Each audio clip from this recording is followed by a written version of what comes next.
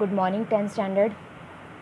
Today I am going to start chapter control and coordination and topic is hormones in animals. Last topic में मैंने आपको समझाया था कि हार्मोन्स क्या होते हैं. हार्मोन्स केमिकल मैसेंजर्स हैं और ये जो है इनको सीक्रेट करने के लिए एंडोक्राइन ग्लैंड जो हैं वो रिस्पॉन्सिबल हैं. अब ये हार्मोन्स कैसे हमारी बॉडी तक पहुंचते हैं. These are carried by blood to respective organs. इनको ब्लड जो है वो अपने अलग अलग ऑर्गन्स तक लेके जाता है जहाँ पे इनकी ज़रूरत है. And the organs on which hormones act are known as target organs. और जिन ऑर्गन पे जाके ये काम करते हैं, जहाँ पे अपनी सीक्रेशंस रिलीज़ करते हैं, उनको हम लोग क्या बोलते हैं, टारगेट ऑर्गन्स. अब टारगेट ऑर्गन्स के बीच में क्या होते हैं, स्पेशल सेल्स होते हैं जिन्होंने कि हार्मोन्स की इन्फॉर्मेशन को कैप्चर करना है and they are known as receptors. Receptors उनके सरफेस के ऊपर ही प्रेजेंट होते हैं जो भी स्पेसिफिक हार्मोन्स को रिकॉग्नाइज कर सकते हैं, उनकी आइडेंटिफिकेशन कर सकते हैं. Now hormones in animals are secreted through two type of glands. Two type के ग्लैंड्स हैं जो हार्मोन्स को सीक्रेट करते हैं. One is endocrine glands and second is exocrine glands. अब एंडोक्राइन ग्लैंड्स क्या होते हैं, इनको हम लोग बोलते हैं डक्टलेस ग्लैंड्स. इनको डक्टलेस ग्लैंड्स भी बोलते हैं क्योंकि इसमें डक्ट जो है वो एब्सेंट होती है. डक्ट का ये फंक्शन है कि इसने टारगेट ऑर्गन्स तक हार्मोन्स की सीक्रेशंस को लेके जाना है. तो जब इनमें डक्ट प्रेजेंट नहीं है तो सीक्रेशंस कैसे जाती है, with the help of the blood. For example adrenal glands and pituitary gland. Adrenal gland जो है वो तब हमारी बॉडी में प्रोड्यूस होता है जब हमें किसी चीज़ का डर लगता है या एकदम से शॉक प्रोड्यूस होता है.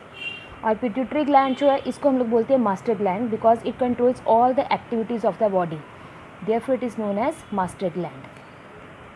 अब इनमें तो डक्ट एब्सेंट होती है. एक्सोक्राइन में क्या होता है, उनमें डक्ट प्रेजेंट होती हैं ताकि वो अपनी सीक्रेशंस को पास कर सकें. अब उनमें सीक्रेशंस को पास करने के लिए ब्लड की ज़रूरत नहीं है, उसमें transporting medium is not a blood, but endocrine glands में transporting medium is a blood. अब इसके एग्जांपल्स हैं हमारे पास liver, sweat etcetera. Now various hormones functions. Hormones के कितने टाइप्स के हैं और उनके फंक्शंस क्या हैं. First is hypothalamus glands. Hypothalamus gland ने जो हार्मोन प्रोड्यूस करना है that is anti diuretic hormone.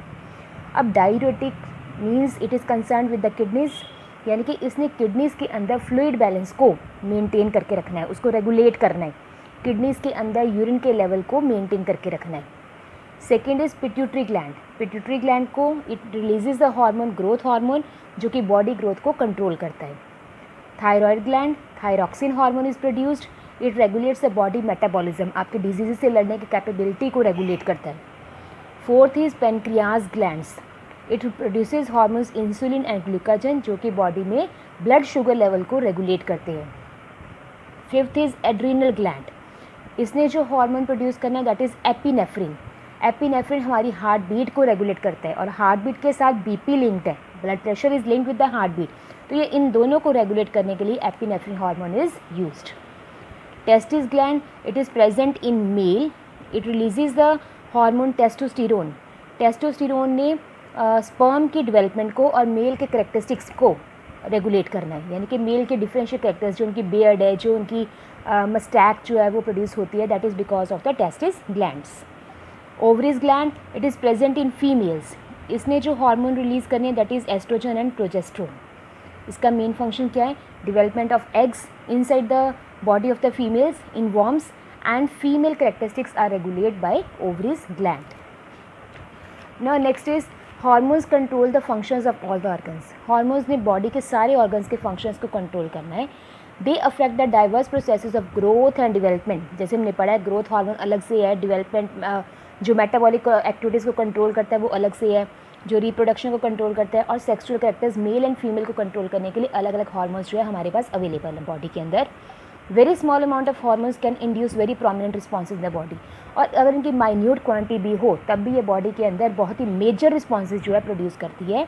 और कुछ हार्मोन्स ऐसे हैं which are not directly derive from the endocrine और एक्सोक्राइन ग्लैंड्स, वो हमें प्रोटीन से डिराइव होते हैं. बट उसने बोला है कि excess of anything is always harmful, too much और too less of something is always dangerous. तो जब कोई ग्लैंड बहुत ज़्यादा हार्मोन प्रोड्यूस करता है या बहुत कम हार्मोन प्रोड्यूस करता है तो उसके कारण बॉडी में इम्बैलेंस क्रिएट हो जाता है which is called hormonal imbalance. अब हार्मोनल इम्बैलेंसेस के टाइप क्या है, it is further of 4 types. Adrenal insufficiency, Cushing disease, acromegaly which is known as gigantism, hyperthyroidism and hypothyroidism. अब इनकी एक्सप्लेनेशन में करवाती हूँ आपको। फर्स्ट इज़ एड्रीनल इनसफिशेंसी, यानी कि इसमें एड्रीनल सीक्रेशंस जो है वो इनसफिशेंट है, जो एड्रीनल ग्लैंड्स ने जो सीक्रेशंस प्रोड्यूस करनी है वो इनसफिशेंट है।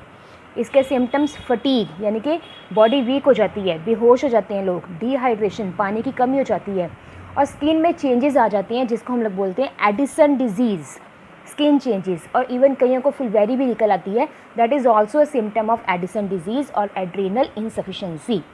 Second is Cushing disease. Cushing disease में पिट्यूटरी ग्लैंड की हाइपर सीक्रेशन होती है, पिट्यूटरी ग्लैंड में जो हार्मोन्स बनाने हैं वो ज़्यादा सीक्रेट होते हैं, और इसके सिम्टम्स कुशिंग सिंड्रोम को रिजेंबल करते हैं, और कुशिंग सिंड्रोम उनमें स्टीरॉयड का लेवल बहुत ही ज़्यादा हो जाता है, कॉर्टिकोस्टीरॉयड का लेवल बहुत ज़्यादा हो जाता है।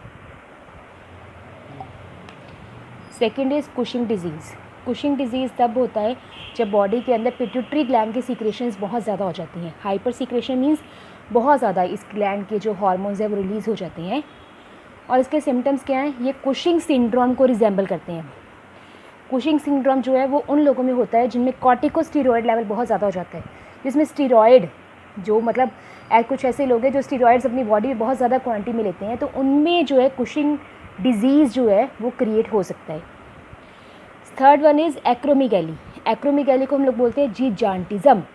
जो जिजांटिज़म है, ये वर्ड जो है इट मीन्स कि इसका जो बॉडी है वो काफ़ी इनलार्ज हो जाती है। इनलार्ज मीन्स कि राक्षसों के आकार जिसको बोलते हैं ना, बहुत लंबा जो है उसका शेप अप हो जाता है बॉडी का। Hyper secretion of growth hormone, growth hormone की हाइपर सीक्रेशन होती है, and growth hormone again because pituitary gland is the master gland, ये भी पिट्यूटरी ग्लैंड के साथ ही लिंक्ड है, और ये बेबीज़ में यानी कि बच्चों में, किड्स में होता है। इसके सिम्टम्स के एबनॉर्मली लार्ज बॉडी की, बॉडी का आकार, बॉडी की जो साइज़ है बहुत ही ज़्यादा लंबा हो जाता है। Next is hyperthyroidism. Hyper secretion of thyroxine hormone, कि जब थायरॉक्सिन हार्मोन की हाइपर सीक्रेशन हो जाए which is produced by thyroid gland. इसके सिम्टम्स क्या है, fast heart rate, heart beat बहुत ही ज़्यादा फास्ट हो जाती है, और जब हार्ट बीट फास्ट होती है तो पसीना आना शुरू हो जाता है, sweating, right. Last but not least is hypothyroidism. Hypo means less, यानी कि जब थायरॉक्सिन हार्मोन की सीक्रेशन जो है वो कम प्रोड्यूस होनी है, दैट इज़ कॉल्ड हाइपोथायरॉयडिज्म।